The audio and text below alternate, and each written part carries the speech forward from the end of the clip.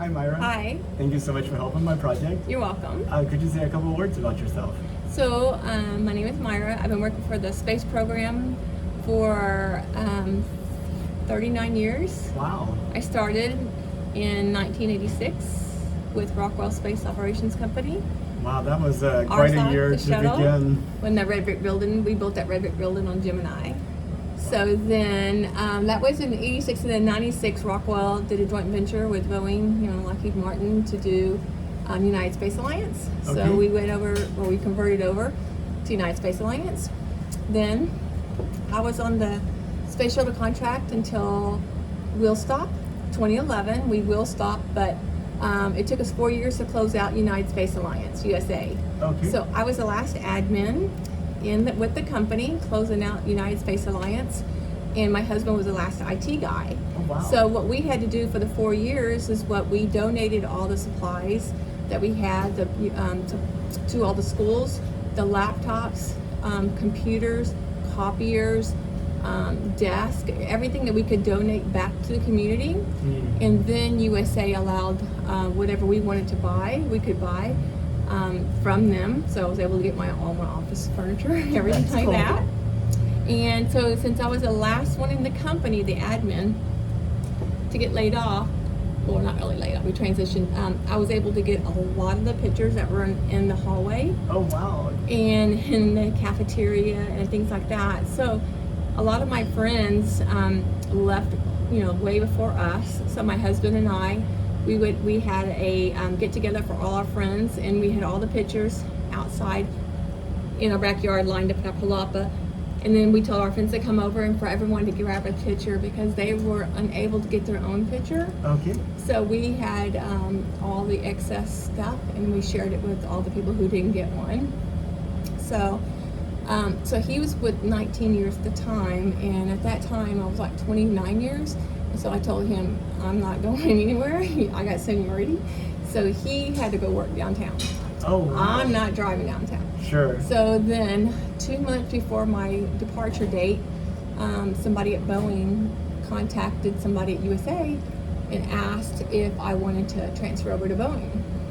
But somebody was asking for me. I was like, yeah, because I tried not to worry about it at the time, because Sure. you can't worry about it, you can't change something.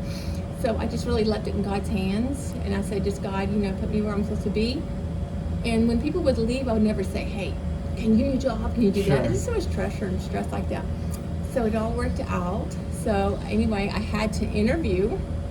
And by that time I hadn't interviewed like in 20-something years. And so I interviewed for the job, and I was selected. So I transitioned over to Boeing from United Space Alliance, and they grandfathered all my time in. That's fantastic. So that was wonderful. Especially for like vacation and the stuff. vacation, time like that. But I did have to take a pay cut, but it's okay because it's all good. I'm still with the program. I still loved it. I didn't care because it was never about the money. It was about supporting the space program in the United States. So all my old bosses were ex-astronauts. Wow. So it was really nice to carry it on for them. So yeah. So anyway, I'm still with Boeing now. So now I think it's like 39 years, is it? So 35. Yeah. So 35. During COVID. So I did not get a chance to even have my anniversary dinner. Oh, no. Because it was during COVID. Did they make up for it afterwards? No. No. So you wait when I do my 40, Uh-huh. which is coming up. I'm gonna get 2 steaks. I'm gonna get 2 potatoes. That's and I'm also gonna to make it up for it, right? And make it up. Maybe So, over 2 days, too. yeah. So I'm still with the program, and I'm very grateful. And I like I say, if you love your job, you never have to work a day. And I love my job, so very much so. That's amazing. It's so good to have people that like what they do. Yes, I do. I love it. So this may seem like a silly question, then, Okay. but did you know that NASA's sending astronauts back Well, to the moon? yeah. Because I, with Boeing, help the engineers buy parts for the International Space Station. Okay. So we do that, and we're on the Artemis, and plus we're on the commercial crew team. And so I support all those people who are helping send the astronauts back. So we're Boeing, the Starliner. So that's what our contract is. That in is awesome. Starliner. And So- the Starliner is on station yes, right we now. are. Yes, we are. Butch and Sunny are up there. Yes, we are. And so I was able to be in the conference room that they offered selected people to watch the television televised Okay. through our video conferencing and talking to them. So it was great. That's really awesome. But I didn't talk to them. I was just like in the room. But at least I got invited, you know.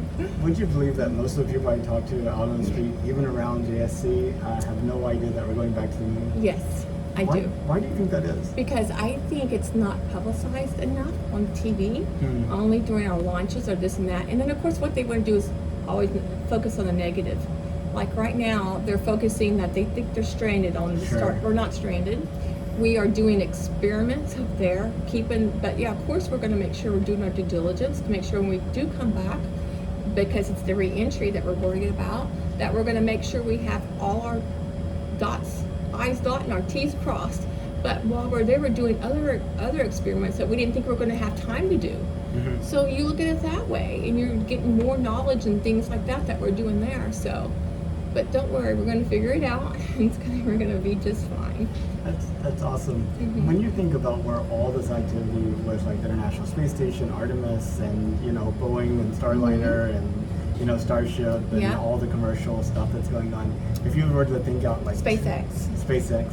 whenever you think out like 200 years in the future, Yeah. do you think we have people eating at cafes on the moon and Mars? I think so. You do? I think so because I saw on like a Discovery Channel that there's a company in Austin, Texas, that they're building 3D buildings, Okay. and having 3D printers print buildings that they're going to be able to utilize that on the moon and make some type of building out there. I think that's what they're working on now. So it may not be in my lifetime, but everything's possible. And so yeah, I think so.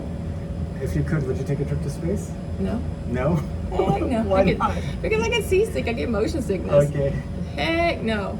I did have a dream one time I was a little girl that we went to space and my poodle was floating around everywhere. Sure. I was trying to grab her. I don't know why I had that dream, but ever since then it's like, no.